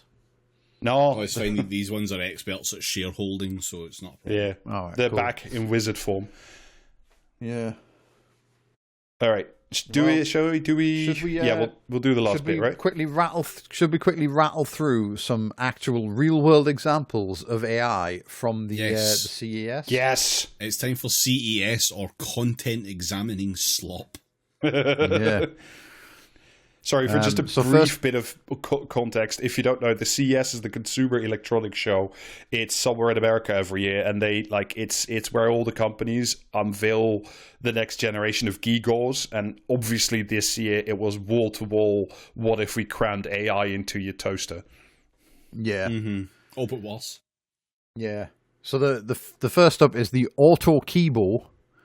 With AI machine vision, which, as far as I can tell, is just a fucking camera, and it's basically a small Linux PC with a fancy ergonomic keyboard attached to it. So you plug it into your regular PC, whether it's Windows or Mac, and then you can type. But then when you lift your fingers, the half of the keyboard where you've flexed your hand above retracts like fucking, do you know what I mean, Robert Downey CGI Iron Man armor, and another panel slides out with either a mouse or a different bit of keyboard in it, depending on which hand you raised.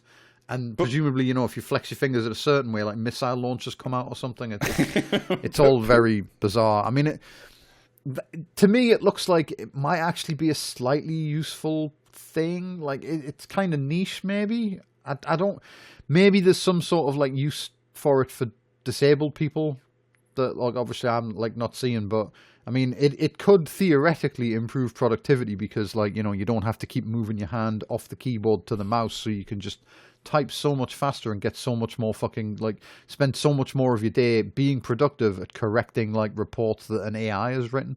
But you know what I mean? But yeah, they're obviously hyping it as like having AI vision because that's the only way to get anyone to fucking take any journalists to take anything fucking seriously these days. But we already have this technology. We've had it for years, like the camera and like the software behind it that can recognize like certain gestures, and they then, you know, if gesture then do thing is not AI. That's just something I've seen a billion of okay, these but like things. yeah. Okay, but the Kinect did not have like Iron Man armor that like fucking, you know what I mean, hid your keyboard and replaced it with a tiny mouse. Yeah, it could have, but it didn't. That's It just could a have theory if they'd on only Microsoft if they'd only listened to Peter Molyneux. Do I also need a fusion heart to operate it? Because I don't want to get a fusion heart. Probably. Aw. There's also the Saros Z70, which is basically a Roomba that uses AI and a robot arm to pick up socks that are in its way and presumably terrorize your fucking cat.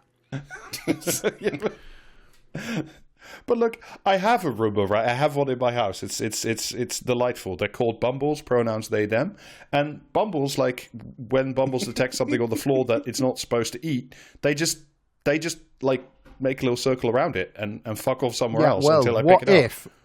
What if it had a robot arm that could pick that something up and then, I don't know, it was unclear. They didn't say what it did with it. Presumably put it down somewhere else, which isn't really tidying. But I love the little machine that relocates and hides cat shit. Yeah. maybe that's what it does. Maybe it has like cat AI, and you know, like a cat with a dead bird, or just like trundle in, you know, to your desk where you're working, just show you the sock that's picked up. Yeah. There's also the Halliday glasses, which is the most fucking Star Trek ass name for anything. Do you know what I mean? It's like, I'm who's always Halliday wearing and why my are these Halliday glasses? glasses in Don't the ask. Jeffries tube. Yeah, exactly. Like, you know what I mean? But this is basically just a pair of fucking Buddy Holly goggles that use an AI to project shit directly into your eyeball. On my eyeball? Yeah. They are credited with, and I shit you not, right, saving you up to 130 feet of hand motion per day. But you could just wank less. But I don't want that. I want to move my hands, my frail human hands. Yeah, well, fuck you. You know what I mean? Picking up your phone constantly is costing productivity. Yeah. This is just me making a fucking deal with the robot devil again. I'll never write opera with these glasses on. Yeah, and but obviously it's not just enough that it, like, you know, can like show you, beam your phone screen directly into your fucking like you know what I mean, optical cortex or whatever. But it also uses AI to answer questions that your boss has asked you, like, I didn't know you wore glasses, and what the fuck, like, are those things? Do you know what I mean? Where is that like tiny projector sound coming from? Yeah.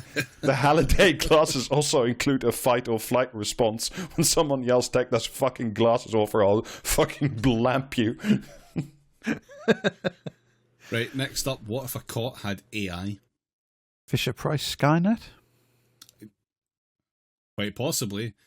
So, Bosch, the other one, has filled a cot with sensors and AI to look after your pathetic little bundle of meat and bone. Oh, So, gee, this is actually going to kill children. Yeah, this Like, I said that as a joke, but I'm realizing now, like, I've predicted the future right there. yeah, Rosemary's Baby, but with Rosemary written with AI. For fuck's sake. The Revel bassinet can soothe a crying baby that you resent by slowly raising and lowering the cot like they're on a set of scales, presumably being weighed against the like fucking hydraulic value suspension. of your sins. Hydraulic suspension for your Ben. Finally, it can own the other street races in downtown LA. I mean, I don't have a kid, but like I've played with my nephews when they were like super tiny and stuff, and when they cried, You're not getting the full experience with other people's kids. What you should do to balance that out is hire a bear that eats money. Yeah, but like, when my nephews, when they were super young, right, and they were crying, I didn't find that like raising and lowering them at a static pace like a hydraulic crane was like the thing that made them go to sleep. Yeah. Well, more fool you. You should have tried it. I did. It didn't do squat. There's a camera built in. Of course. And it's an over the top camera so that you can get an RTS view of your child in the cot. It's fucking my Bosch bassinet screaming at my newborn that it doesn't have enough pylons. Just fucking Yeah. The camera's there so it can live stream your meltdown when like Grimes ganks you. Not just a camera though. Have you ever wondered, is your baby a stealth baby? Well, I mean, I cover all my babies in that special paint, but then it rains and it falls off them again. Well, you're a fucking idiot. It's clearly not a stealth baby, and they're going to demonstrate this because they've equipped it with wave radar. What? What Wave radar. That's where you can find for incoming tsunamis. It's to locate their breathing and heart rate, so that the predator can turn up, immediately find your baby and hand them over to Child Protective Services. Why would you? Like, yeah. Look, I'm a fan. Look, I always every 3 minutes you get the same tedious article about how we need to go back to like the Victorian era level of like beating and ignoring your child because it's cool and fun like that. But like, I don't know. I think it's pretty. I don't know. It always seems pretty fun to just like help your kid sleep and like be normal with it. And like, I don't know. We've managed with babies for like. This is for people. No, this is for that guy in the office who really wanted to come back to the office through lockdown. Oh, like, no, of course, it's for British parents. Because the kids were there. It's for British parents who hate their children. I forgot about the crucial market. Yeah. The radar can like detect when the baby's like fucking making too much noise and give it an asbo. Obviously, I haven't actually said the bad words yet. I'm going to say them now. AI, it does have AI features.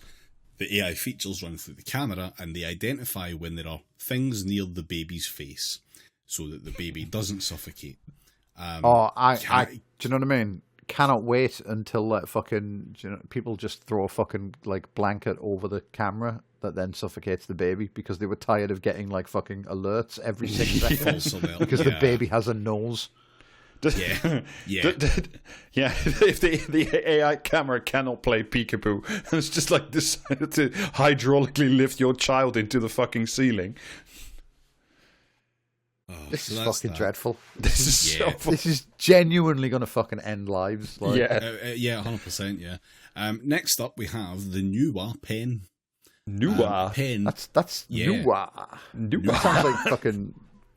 Sounds like the fucking guy from Disturbed invented it. It's the Al Pacino thing for when he plays the blind colonel in the movie that I forgot the title about. Oh fucking hell, man! Yeah. He just constantly goes Nuwa. He was doing promo. I'm not going to hear this. I'm not going to hear this because it's actually it's very disrespectful. He changed his name. He's no longer Al. He's now Dunkachino, remember? It's Scent of a Woman. That's what we're missing. Scent of a Woman, yes. Yes. Right. Nuwa! This is a pen. Nuwa! Nuwa!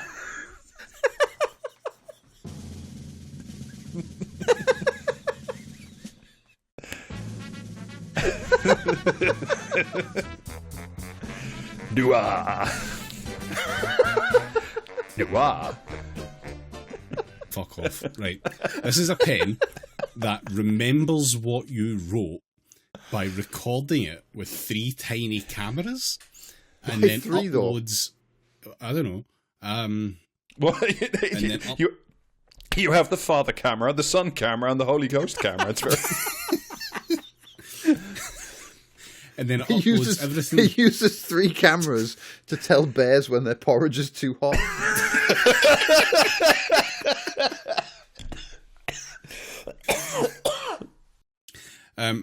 It remembers all this by uploading everything that you've written into an app so that you can look at it all later.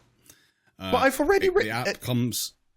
Look, I have. You can remember what you've wrote because you wrote it down. Yes. I was going to say, I have, right? It's sitting on my desk next to my keyboard. I have a little notebook, and I write things in it to remember for later.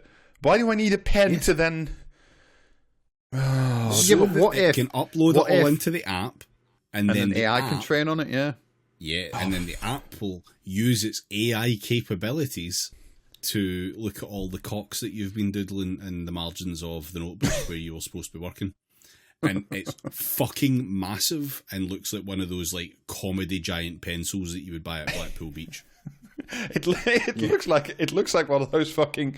It looks like no. What that is the pen / vape / ocarina of time.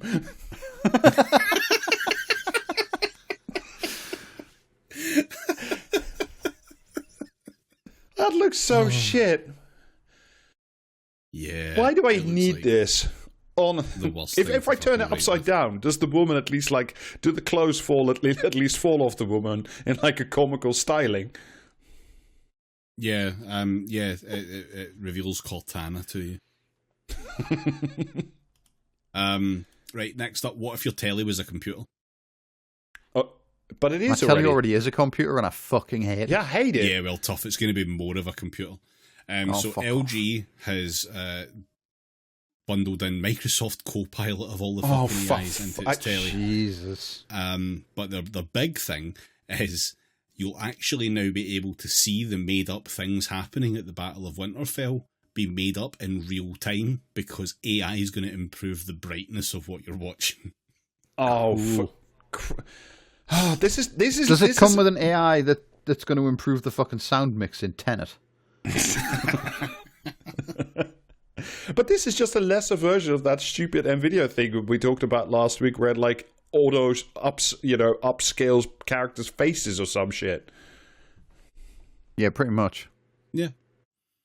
Samsung's going to offer you a shit version of the thing that Amazon does, where it tells you about like whoever it is that's on screen, but it's going to use AI to do this, and so it's going to be wrong then. Yeah. So presumably it will be able to recognise extremely distinguishing features. So like Steve Buscemi and Gary Busey, identifiable. You'll immediately get any details on them, but every other white guy is going to be Tom Cruise or some shit. Yeah. If you train that really thing awful when every single fucking actor just gets credited with all the crimes of Mark Wahlberg. I was going to say, you train that thing on Tropic Thunder and like it's going to have a fucking heart attack. Deal. Google also is going to give you news briefs, which it hasn't wanted to do. And you remember there was that stuff about like who was it the BBC apparently said fucking died, but they didn't because it was Apple that just made some shit up. I was going to say, didn't Apple pull that whole AI summary thing because it kept like hallucinating shit? Yes. Yeah. Yes. Oh no, it was Luigi. It said Luigi had died in fucking prison or something like that. Yeah, that's right. Yeah, but they won't do that. But Google also says they'll be able to ask their TV sets in natural language to search for shows, movies, and YouTube videos, and that Gemini will create AI summaries for this content as well. And like this includes like being able to do summaries for live news. But just how do you summarize live news? While I'm watching it. Yeah, I'm watching the BBC 6 o'clock news, and it's summarizing the thing that I am watching that is already a summary of a thing, and then it will be further summarized in the time that I am watching it until I assume we reach the summary singularity, and like I will myself be reduced to the period at the end of this sentence. It's just going to eventually conclude with the it's war. What they should do is invent a smaller telly that watches your bigger telly for you, so you have to concentrate less. You can just look at the smaller telly, and it like summarizes everything that it's just watched. We can't have two smaller telly though, because how else are you going to get fucking Subway surfers in the corner and fucking How else are you going to anger Jamie Oliver? Next one I've got here. This one isn't actually AI. At least that I could see. No, don't fuck it. No, don't cut it. It's because it's fucking ridiculous. This is hashtag ... The idea behind this is that too many people have unused data allowance that they pay for, and it would be a societal good if those people could share that data with those that can't afford data to some degree. Yeah, okay. I mean, not to another that's degree, genuinely not all the of worst this is thing I've made ever up heard anyway. of. No, I know, Okay, but it's all made up anyway. The problem is with the market and the way that functions in the first place. Yeah. Anyway, though, the solution to this is to create digital landlords. Mm-hmm. Oh, good. But think of the benefits, though.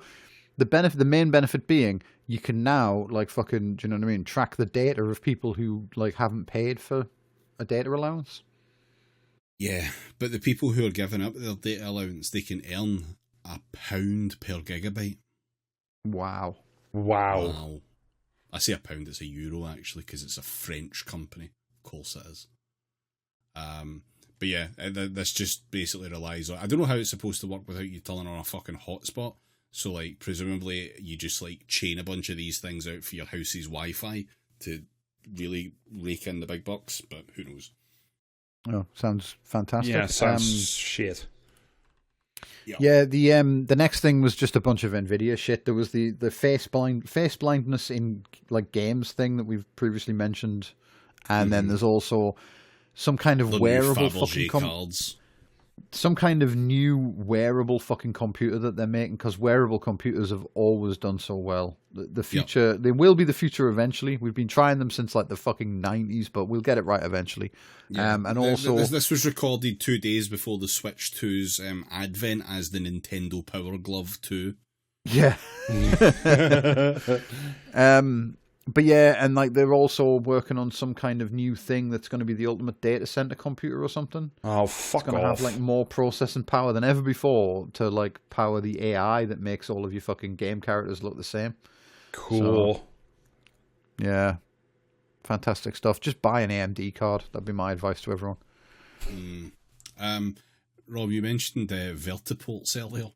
Oh yes, I love me a vertiport. Yeah. Why I took one the other day. That's why me and my limbs are all here. I'd like to introduce you to the Richter Skyrider X1, which is a moped. That is a fucking incredible name. That Yeah.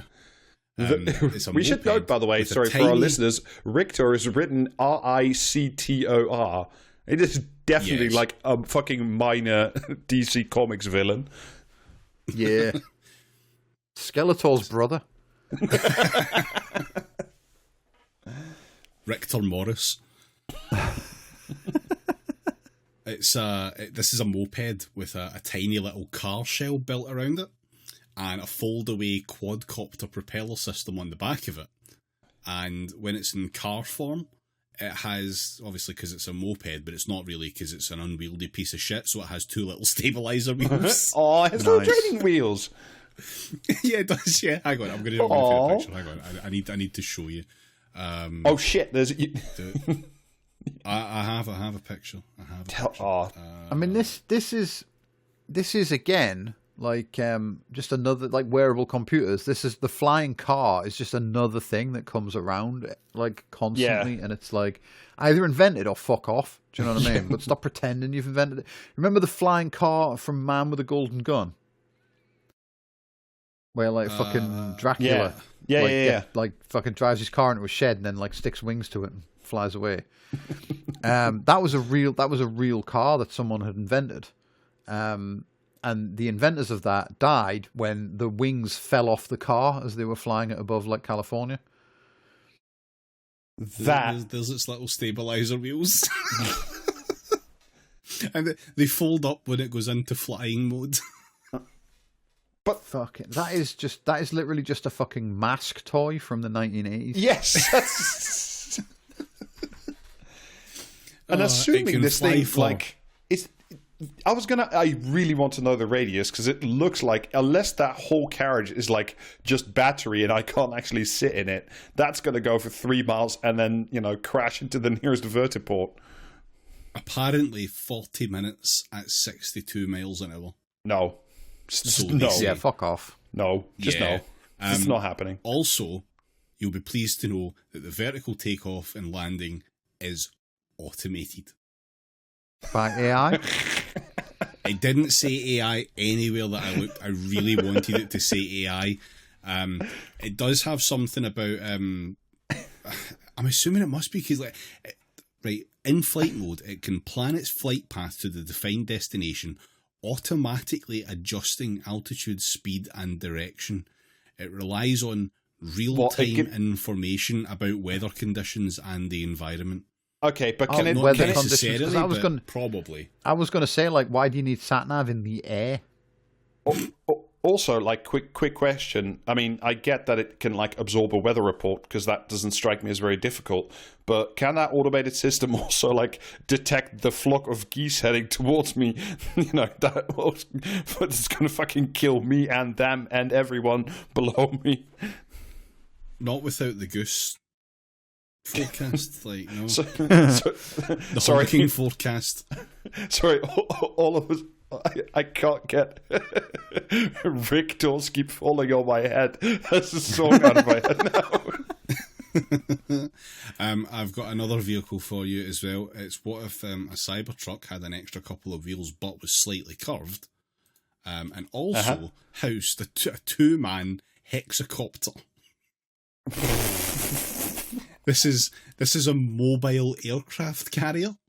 This is just fucking, like, do you know what I mean? This is just tech people playing with their kids' Lego. Yeah. No. This one. No. I think I built this when I was a kid. This one's designed by a Chinese company, so I have to assume that this is actually a ploy to kill as many American billionaires as possible. Well, we can hope. Yeah. I trust in whatever China has planned, obviously. I mean, inshallah. President Xi, come save us. Notable lack of submarining technology at CES this year. I wonder why that may happen. Yeah, right. Next up is the Omnia mirror, which is, I mean, who the fuck calls anything Omnia? If you Google Omnia, you get a Dutch folk band. So that's like, you know what I mean? That's obviously great branding right off the fucking bat there. Like, yeah, never heard of them, just FYI. Yeah. Well, the Omnia mirror is an AI-powered health mirror that can provide you all sorts of useful information about your health, your weight, your sleep patterns, your fitness. Can, like, you know, enhance fucking video calls with your doctor and so on. Oh my fucking Christ. I was looking at the website for it. It possibly requires you to drop a few hundred quid on extra shit, like a Rolex with a Fitbit sellotape to it or something like that. And it also comes with a 3-month subscription to a fucking app, because, like, everything does these days. So, yeah, like, you know what I mean? But it uses AI. It uses AI to tell you that, like, you know what I mean? You're looking very tired or something. But as I may have mentioned before during this presentation of the world's worst things, like, when I look in the mirror in my house, right, and it reflects things, so I see myself because I'm not a vampire. Contrary to that's what a vampire would say. Exactly. But, like, when I look in the human mirror, like, I get a decent sense about how healthy I feel, you know, given the size of the bags under my eyes, and, you know, whether or not, but like, tears are streaming down my face, and, you know, whether or not my stomach still fits in the frame of the mirror, and that gives me a decent idea as to my general health. What if there were a bunch of numbers attached to that, and maybe a little fucking, like, biometric readout graph like you would see in fucking Dead Space or something that went up and down in real time? Oh, cool. So I could gamify my, you know, experience of feeling sad when I look in the mirror. Yes, gamify your hernia. Well, I have a reflection. I cannot stress this enough. The medical finding of Isaac.